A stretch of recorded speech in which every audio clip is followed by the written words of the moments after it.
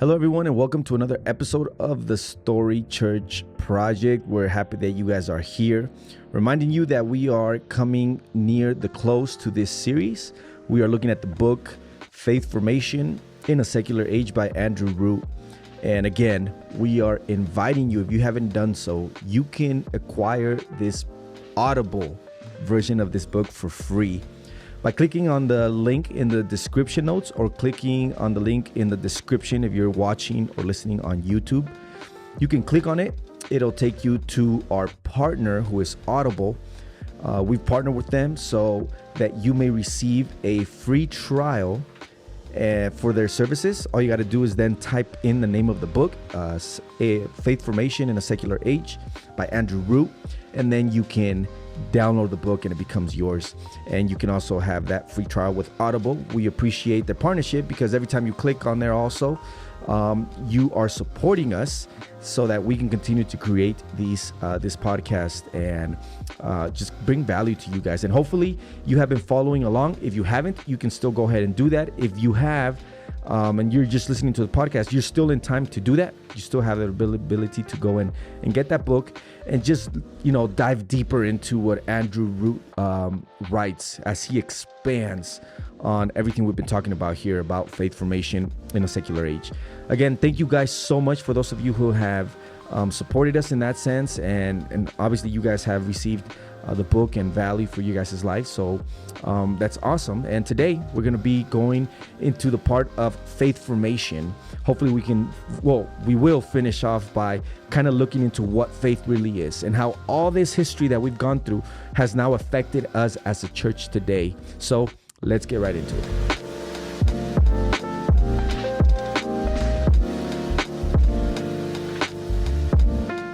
All right, so let's see if we can make this one another short one. Faith formation. So we already looked at the history of the age of authenticity, the obsession with youthfulness. If you haven't watched those or listened to those episodes, go ahead and listen to those so you can definitely have context into what we're talking about here. But now we're into part 2 of the book. And before Andrew Root goes into defining what faith is, he asked that question, right? What is faith? And I like the concept he speaks on, which is the concept of subtraction.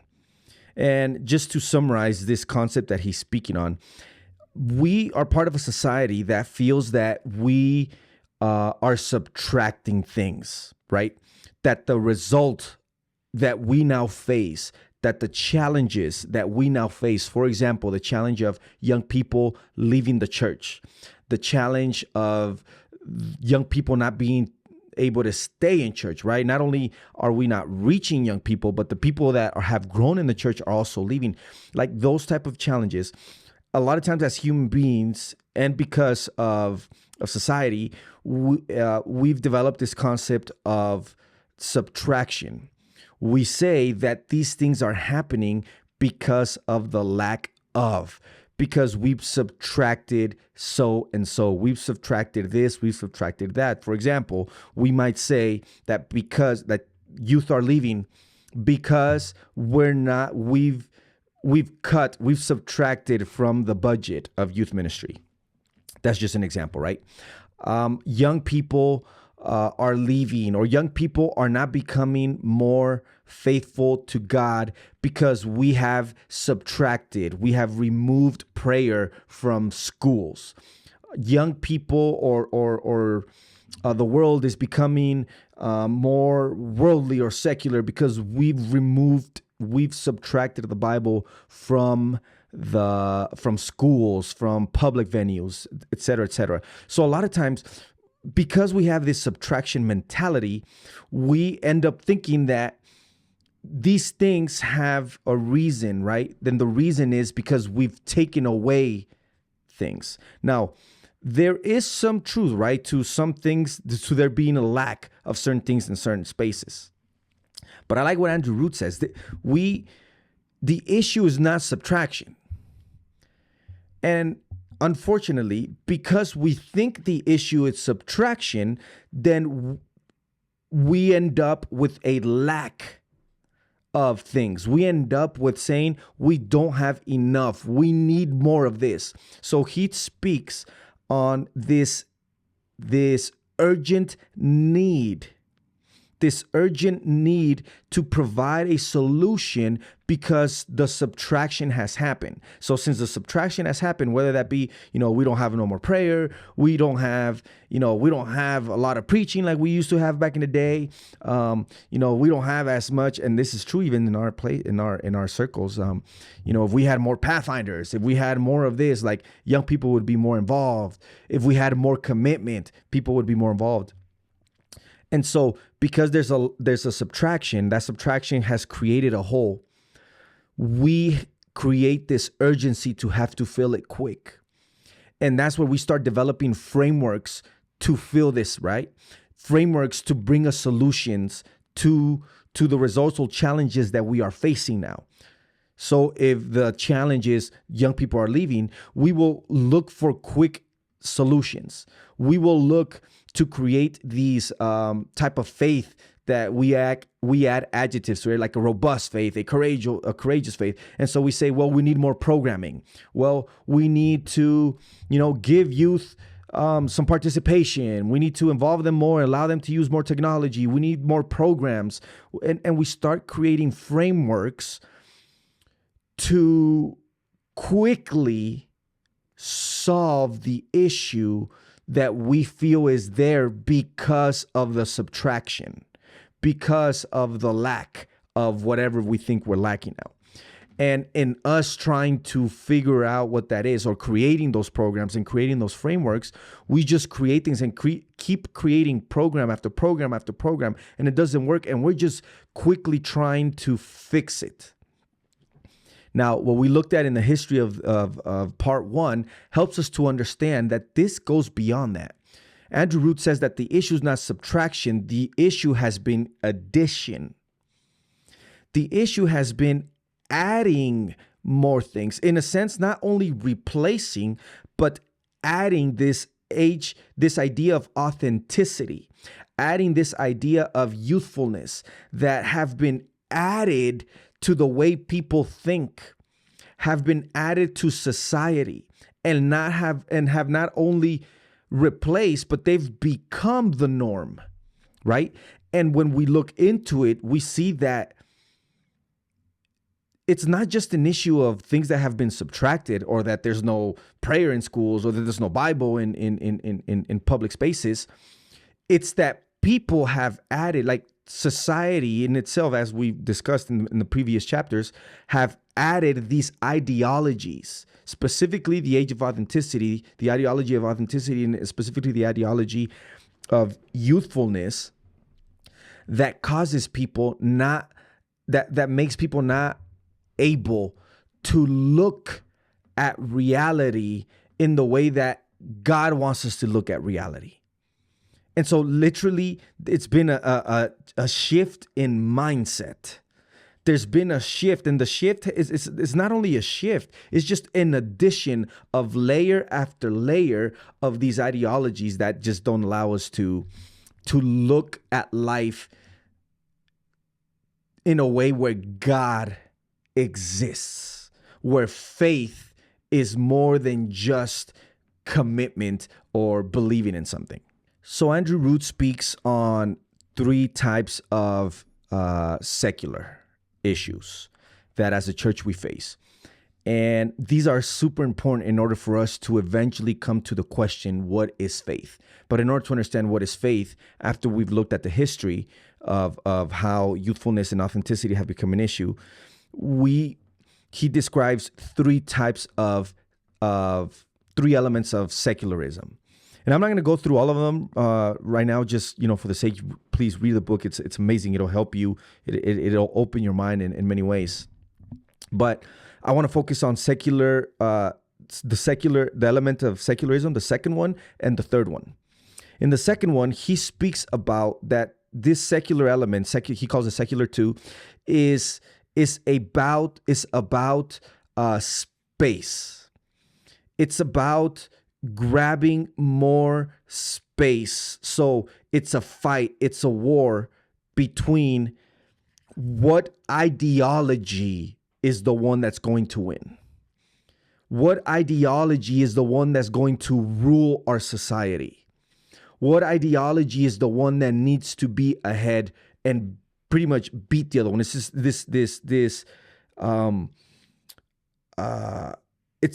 What ideologies are competing, and he's talking about the ideology of Christianity and the ideology of secularism. And although we say, no, but Christianity is not an ideology, we are still thinking and fighting and moving forward and acting as if faith is an ideology. And so it's about which ideology is winning more space within our society. It's a competition.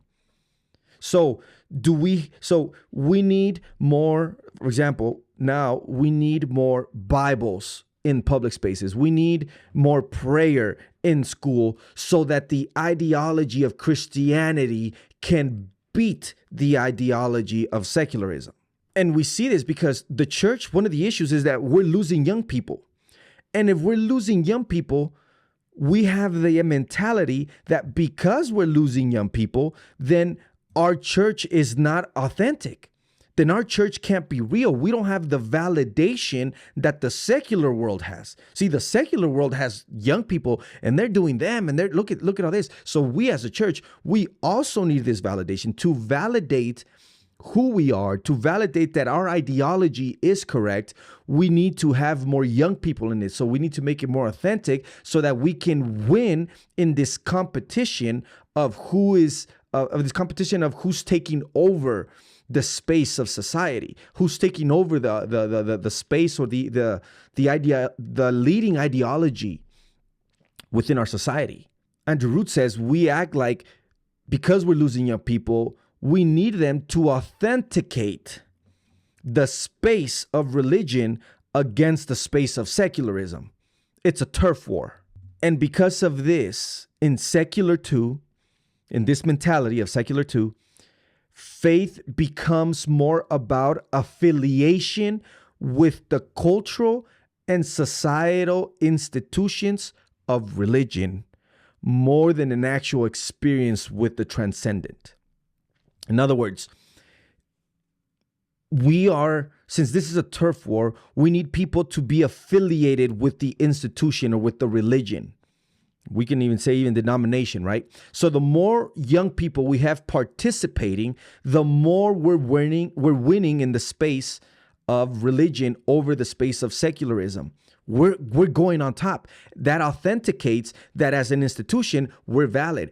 And therefore, we measure faith by young people or anybody, just anybody really, being affiliated or participating in the institution. When I mean participating, doesn't necessarily mean, that they're doing something. It could mean that they have a position in the church or not, but just the fact that they are there, just the fact that they can be present. If they're present, if they're participating or part of the institution, then we say that's faith. Andrew Root is saying that's the same mentality of secularism, right? It's because if you're affiliated to other institutions, they don't have to be religious, right?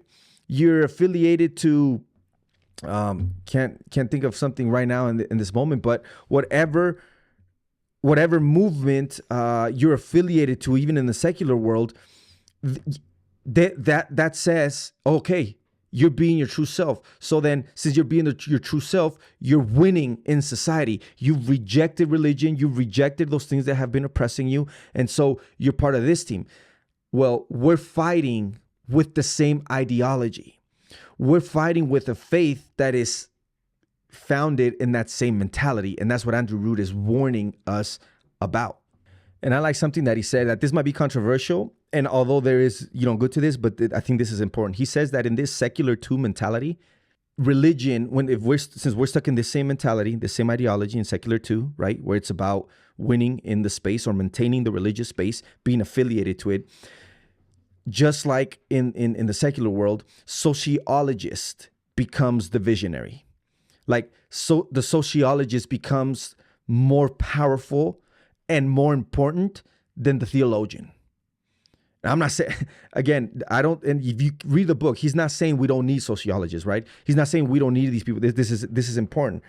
But we're not talking about, what can we learn from each other? We're talking about hierarchy of importance here. And so the sociologist has more power, has more influence, even in the educative area of religion, over the theologian, because it's about maintaining that religious space. And what can we do so that young people can be part of and be affiliated to the religion, so that we can authenticate the religion, and so that we feel good that there's some type of faith being present. It's like the sociologist provides the scorecard of institutional space.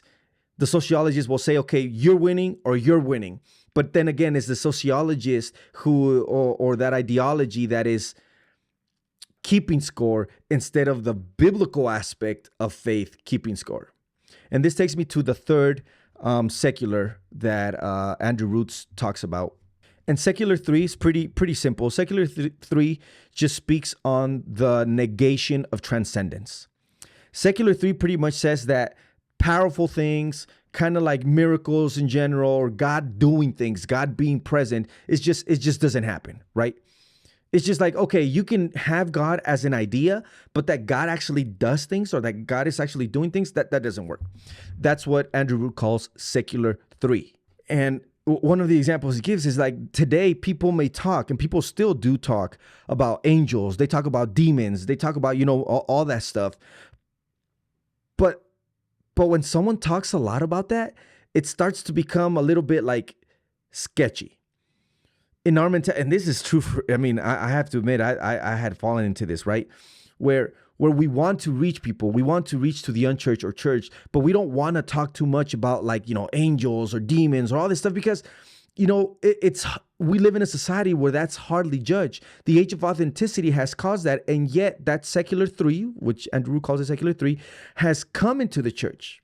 Because to talk about such realities, to talk about those realities, God, Holy Spirit, to talk about, the Holy Spirit taking you and speaking to you, taking you from this place to this place, and all of that, you end up sounding kind of crazy. You don't want to, we don't talk too much about that, because we run the risk of sounding kind of silly and almost like, okay, we're doing too much, right? It seems like people are going to think we're losing our mind. So let's not talk about it. The ideology of secular 3 does allow for what's he called it? For created spirituality, but a self-created spirituality. A spirituality that is more like natural, a spirituality that's more like a psychological choice, something that you choose, and something that should help you as to being therapeutic, something that will help you feel better. So it's okay to talk about spirituality as long as it doesn't sound too crazy, as long as it's something that we as a society can agree on, or a religious community of believers say, okay, let's talk about this, but let's not talk about it to the point where we start sounding crazy, but just enough so that it can help us feel good, so that it can be therapeutic. Remember, we talked about MTD, the moral therapeutic deism, where religion has been, morally is just about being a good person. Let's just don't be a jerk. Therapeutic, where let's talk about some concepts to make us feel good. And deism, where God is present, but not present as in his essence, not as God being present ontologically, but God being present as kind of just like the face of what I believe in, the face of my religion, but not so close that he's actually there doing something. And I like how Andrew Root puts it. I really like, he says, let me read this to you guys right here. Let me see if I can pull it up real quick. He says, because we assume we know what faith is, which is keeping people in church and really, really believing something, we can move on quickly to pragmatic tools that win us institutional loyalty. Faith need not be defined, because faith has been stripped of transcendence and has little to nothing to do with mystery, transformation, and ontological encounter. Basically, we've reduced faith to just the loyalty to the institution, to the belief of the idea of Jesus, to the idea of God, but as something that we think of, as something we really kind of believe with all our hearts, but at the same time, we don't want to be too crazy about it. And so we've stripped faith from that ontological element of us not only becoming something, but just thinking or believing in something. So now as we finish off, we are left with having to define what faith is. What is faith then? How do we define faith? And this will take us to our next episode. And hopefully you can follow along. Remember, you can always look at the book and follow us follow us, but also go to Audible in the description, and you guys can get the book and read on your own, make your own notes, even make your own mind. Even if you have comment and you think it's you disagree, please let us know. By all means, we're open also to disagreements, and we're open to a conversation. But we have to define what faith is. And Andrew Root is going to take us to Paul and how Paul defines faith. And there's an element that goes against the very core of what the age of authenticity stands on. There's an element of faith, biblically speaking, and that Paul speaks on so much that goes against the nature of the age we live in. And just as a form of preview, that element is negation. It is to negate ourselves. There has to be a form of death to self. There has to be an element of death, of negating oneself for biblical faith to be real. And in whatever secular we live in, right, whether it's secular 2, the ideology of secular 2, the ideology of secular 3, and encapsulated but by the age of authenticity and youthfulness, where these things push for you, me. If that's what's going to rule us, then we're going to as a church develop faith and develop frameworks of faith formation for the church and unchurched based around that. Based around what fulfills me, what is my purpose. But we're going to have to strip that faith from the transcendent, because when the transcendent, with God's presence, is part of that faith, it absolutely comes along with negation.